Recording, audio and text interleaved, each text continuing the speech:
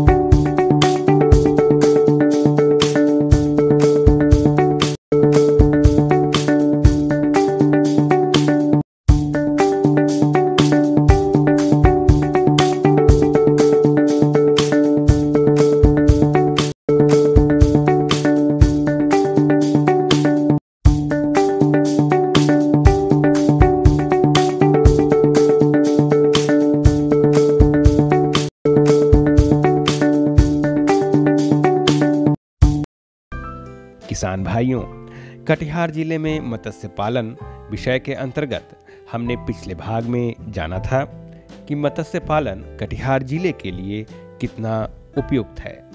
लेकिन कटिहार जिले में मछली पालन करने वाले किसान भाइयों के सामने कौन कौन सी समस्याएं हैं, ये भी हमने जाना था। साथ ही मिश्रित मत्स्य पालन के बारे में भी विस्तार से बातचीत किया था। दरअसल मिश्रित मत्स्य पालन हमारे देश की सबसे लोकप्रिय मत्स्य पालन प्रणाली है। साथ ही कटिहार में भी यह बहुत लोकप्रिय है। मिश्रित मत्स्य पालन के लिए तालाब किस प्रकार के होने चाहिए, ये जानकारी भी हमने पिछले भाग में दिया था। साथ ही आपने ये भी जाना था कि किन किन प्रजाति के मछलियों को हम पाल सकते हैं।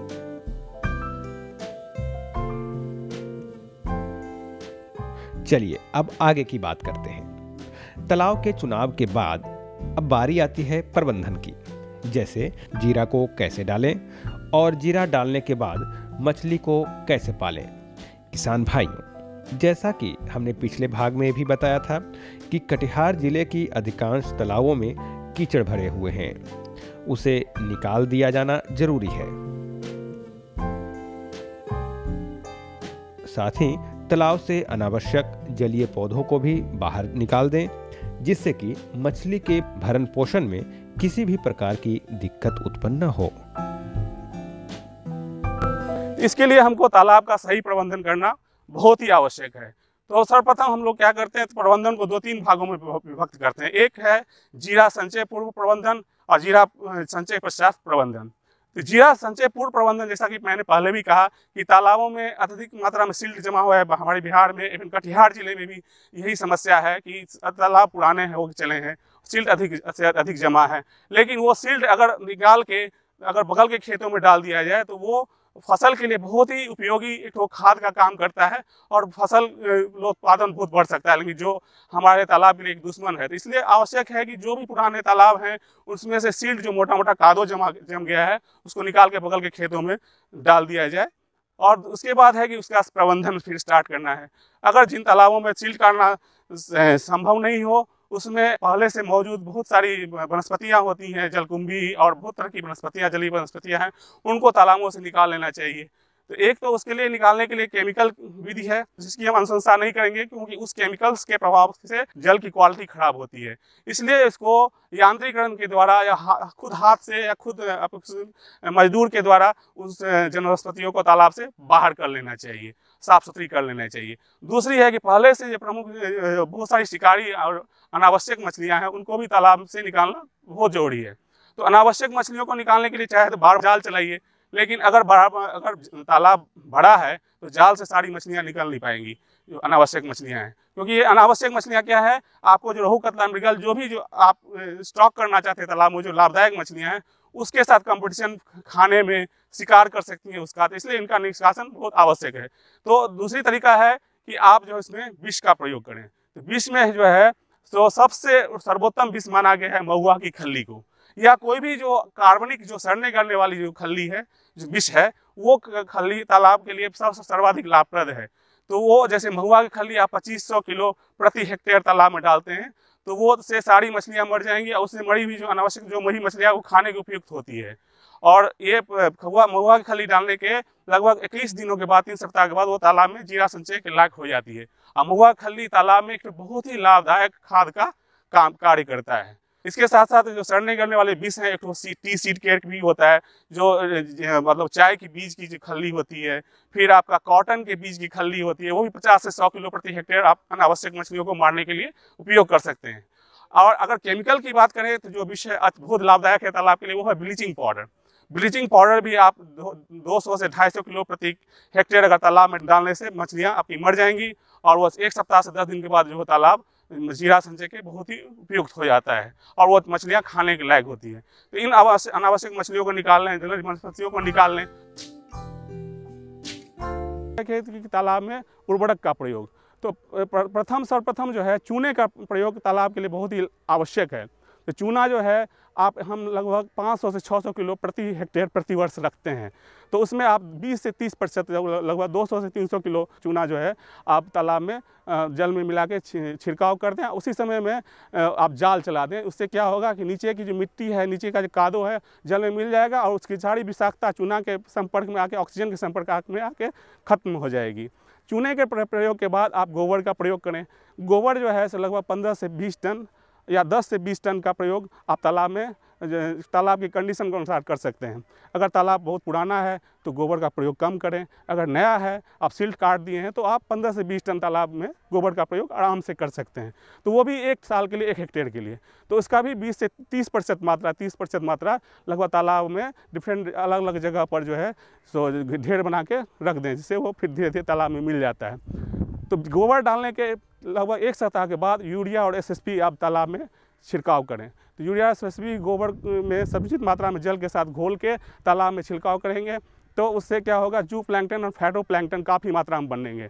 तो फिर पुनः 1 सप्ताह के बाद फिर जो है सो जीरा संचय के लायक जो तालाब बहुत ही उपयुक्त हो जाती है। उसमें प्रचुर मात्रा में फाइटोप्लैंकटन जो मछलियों का प्राकृतिक आहार है, वो जू प्लैंकटन वो तैयार होता है। कतला का जो आहार है वो जू प्लैंकटन है। रोहू का जो आहार है वो तालाब में डूबे हुए जो वनस्पतियां हैं या उस पर जो काई जम जाता है वो उनका आहार है। और मृगल जो देसी का उस नीचे में सड़ने गलने वाले पदार्थों को खाती है, मेनली वनस्पति कोटि के पदार्थों को खाती है। साथ साथ जो आपका कॉमन कार्प है, जो नीचे की मछली है, वो भी नीचे की कृमि सड़ने गलने वाले पदार्थों को खाती है। ग्रास कार्प जो है, अगर तालाब में अधिक मात्रा में उपलब्ध हाइड्रिला है, नाजा है, बहुत तरह की अन्य वनस्पतियाँ हैं, जलकंभी और पिस्टिया सबको छोड़ के वो ग्रास कार्प का भोजन है। सिल्वर कार्प फाइटोप्लैंकटन खाती है। इस प्रकार हम देखते हैं कि ये सब सारी जो मछलियाँ अलग अलग टाइप का भोजन करती हैं। तो इन सब को संचय कर सकते हैं आप तालाब में, आप संचय कर सकते हैं। तो आप जो मैंने बताया कि आप जो यूरिया एसएसपी का छिड़काव करें, पहले गोबर, 1 सप्ताह के बाद यूरिया एसएसपी जितने बोला, उसके 1 सप्ताह के बाद आप जीरा, इन सब प्रजातियों को मिला के आप जीरा का संचय कर सकते हैं। तो जीरा संचय में प्रजातियों का अनुपात बहुत आवश्यक है, जो तालाब के कंडीशन के अनुसार फिर वैरी कर सकता है। अगर थोड़ा सा पुराना तालाब है, उसमें कॉमन कार्प और मृगल ये ज़्यादा मात्रा में डालें, क्योंकि नीचे में खाने के लिए उसको प्रचुर मात्रा में भोजन मिलेगा।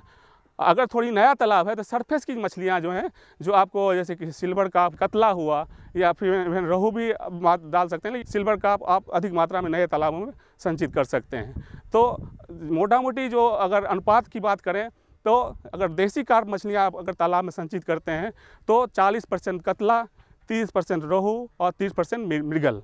अगर हम 4 प्रजातियों का पालन करेंगे तो कॉमन कार्प जोड़ दें निचले की मछलियाँ, तो मृगल को 30% में से 10% अगर मृगल करते हैं तो 20% कॉमन कार्प, या 10% कॉमन कार्प तो 20% मृगल। तो 4 प्रजातियों का अनुपात ऐसे हो जाएगा। अगर 5 प्रजातियों में अगर आप ग्रास कार्प डालना चाहते हैं या सिल्वर कार्प डालना चाहते हैं तो ग्रास कार्प 5 से 10%, या सिल्वर कार्प डालना चाहते हैं तो सिल्वर कार्प जो ऊपर सतह में रहने वाली मछली है तो कतला को थोड़ा कम कर दें, 40 से 30 कर दें, आप 5 से 10% आप सिल्वर कार्प डाल सकते हैं। ग्रास कार्प तभी डालें तालाब में जब आपको तालाब में भी कुछ प्राकृतिक उनके पास ये रहे, जलीय वनस्पतियाँ हो, और साथ साथ आप नाजा, हाइड्रिला जो भी चारा घास आप उगाते हैं मवेशियों के लिए, और साथ साथ आपको खेत में उपजने वाले जो भी फल हैं, फसल हैं, जैसे आपका बंधा गोभी है, पत्ता गोभी है, या मक्के का पत्ता है, उसकी प्रचुर आपकी मात्रा है जो ग्रास कार्प को खिला सकते हैं, तभी आप ग्रास कार्प का संचय कर सकते हैं। तो इन सब प्रजातियों के इस अनुपात में आप संचय करें। अब आता है कि कितनी बीज है प्रति हेक्टेयर तालाब में डालें। तो प्रति हेक्टेयर जो है अगर उसका भी 2 स्टेज में डाला जाता है। एक तो छोटे आकार का जीरा जो अधिकांश प्रचलन है, उसके जो आप बहुत लाभदायक नहीं है। जो हमारा समस्या है कि हमारे बिहार में अभी तक समस्या क्या है कि हम लोग फ्राई जो बंगाल से आता है, फ्राई छोटे साइज़ का जीरा 2.5 से 3 सेंटीमीटर, 2.5 सेंटीमीटर का जीरा, वो अगर जून से हम लोग सितंबर मास तक डालते रहते हैं। हम लोगों को नॉलेज का अभाव है। इसके चलते क्या होता है, जून से जो अक्टूबर का जो पीरियड होता है मत्स्य उत्पादन का मेन पीरियड है, जो गर्मी का पीरियड है, इसमें टेम्परेचर हाई होता है, इसमें मछलियों का अधिकतम ग्रोथ होता है, उस समय हम छोटे साइज सितंबर तक डालते रहते हैं। इसके चलते हमारे मेन जो ग्रोथ पीरियड है वो अफेक्टेड हो जाता है, वो मेरा खत्म हो जाता है। इसलिए मछलियों का जो दिसंबर या उसके बाद तक आपका जो ग्रोथ बहुत नीचे कम हो जाता है। लगभग ½ किलो 600-700 ग्राम की मछलियाँ एक साल में बन पाती हैं, इसलिए उत्पादन बहुत अधिक प्रभावित होता है। इसलिए सही समय पर बड़े साइज का जीरा। तो दूसरा है फ्राई के अलावा अंगुलिका 8 से 12 सेंटीमीटर का जीरा, जो सर्वाधिक लाभदायक है तालाब के लिए। और वो भी अगर जून जुलाई मास में डाल देते हैं तो अंगुलिका के बाद मछलियों का ग्रोथ बहुत फास्ट होता है। तो जो मैं अनुपात बोला और अंगुलिकाएँ अगर तालाब में हम जून जुलाई में डाल देते हैं तो आपको अधिकतम मत्स्य उत्पादन होगा। तो अगर फ्राई तालाब में डालना है तो आप 10,000 जो अनुपात मैंने बोला था वो अनुपात में आप तालाब में संचित करें। अगर अंगुलिका डालना है तो 6,000 प्रति हेक्टेयर तालाब में आप संचित करें।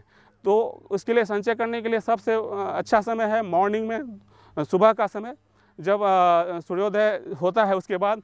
और उसमें आप जो है संचित करने के समय में आप पोटेशियम परमैंगनेट से जीरे को उपचारित करें। 1 ग्राम लगभग 10 लीटर पानी में, जो पानी में जीरा लाया गया है, उसमें आप पोटेशियम परमैंगनेट 3 से 4 मिनट तक आप उपचारित करें और फिर धीरे धीरे तालाबों में छोड़ें। उससे पहले आपको तालाब में ये भी देख लेना है कि तालाब की जो जल है वो मछलियों के लायक है कि नहीं। तो इसलिए आप एक दिन तालाब में जीरा पूर्ण मात्रा में संचित करने से के बदले एक दिन तालाब में देख लें कि जीरों की मोर्टेलिटी या मृत्यु होती है कि नहीं। अगर सब तालाब सही है तो आप आराम से उस जीरे को तालाब में आप संचित कर सकते हैं। तो ये हुआ जीरे का संचय। उसके बाद आता है कि जीरा संचय पश्चात तालाब का प्रबंधन कैसा होना चाहिए। तो इसके लिए आप जो है प्रति महीने 300 किलो यूरिया, 300 किलो SSP, 10 से 20 टन गोबर। तो मैंने बोला था कि 30% जीरा संचय से पहले, अब बाकी जो 70% है वो आप इवन चूना भी जो है सो आप प्रति महीने इंस्टॉलमेंट में डिवाइड करके लगभग 10 से 11 महीने तक तालाब में आप डालते रहें। उसमें भी उसको इंस्टॉलमेंट को 2 भागों में विभक्त कर दें। तो 15-15 दिनों का अंतराल पर जो आप डालते हैं तो ये बहुत ही अच्छा तालाब के लिए रहेगा। सर्वप्रथम चूना डालें, फिर जो है गोबर, एक फिर यूरिया, SSP, कुछ अंतराल बना के अगर प्रत्येक महीने में तालाब में डालते हैं तो मछलियों के प्रचुर मात्रा में प्राकृतिक भोजन बनता है। किसान भाइयों, इसके अलावा जब हम अधिक प्रोडक्शन का चाह रखते हैं, 5 टन 6 टन तक और उससे ऊपर की चाह रखते हैं, या 4 टन तक सेमी इंटेंसिव जिसको करते हैं अर्धसघन मत्स्य पालन की बात मैं जब कर रहा हूँ, तो उसके लिए आप पूरक आहार देना बहुत आवश्यक है। पूरक आहार के रूप में चावल का कूड़ा और सरसों की खल्ली। और चावल का कूड़ा, सरसों की खल्ली कैसे डालेंगे? आप 2 से 3 से 4% जो है जीरों के वजन के हिसाब से प्रतिदिन जो है तालाब में आप सरसों की खल्ली और चावल का कूड़ा, रात में आप खल्ली को फूलने के लिए छोड़ दें और अगले दिन जो है चावल का आटा और के साथ उसको मिक्स करके और गुड़े के साथ मिक्स करके उसको छोटे छोटे गोले में डिवाइड बना के और आप उसको ट्रे में लटका के, लगभग बड़ा तालाब है तो 8 से 10 जगह 1 हेक्टेयर का तालाब है, छोटा तालाब है 6 से 7 जगह, ट्रे में लटका के पानी में आधा मीटर पानी में डुबो के किनारे किनारे आप एक ही जगह ट्रे में लटका के उनको भोजन दें। इसके अलावा आप जो आपके पास गांव में उपलब्ध अन्य प्रकार की चीज़ें हैं, गेहूं है या ज्वार है, बाजरा है या अन्य प्रकार के जो भोजन पदार्थ है, मक्का है, उसका भी आटा आप मिला दें तो और पोषक तत्व में वृद्धि होती है। साथ साथ विटामिन मिनरल मिक्सचर का भी थोड़ा सा 1.1% पूरक आहार मिला देते हैं तो इससे और पोषक तत्व में मछलियों के में वृद्धि होती है, मछलियों का ग्रोथ अच्छा होता है। तो ये इस प्रकार से प्रतिदिन आप जो है लगभग 3 से 4% जो मैंने बोला, आप प्रतिदिन मछलियों के शारीरिक वजन के हिसाब से भोजन कराएं।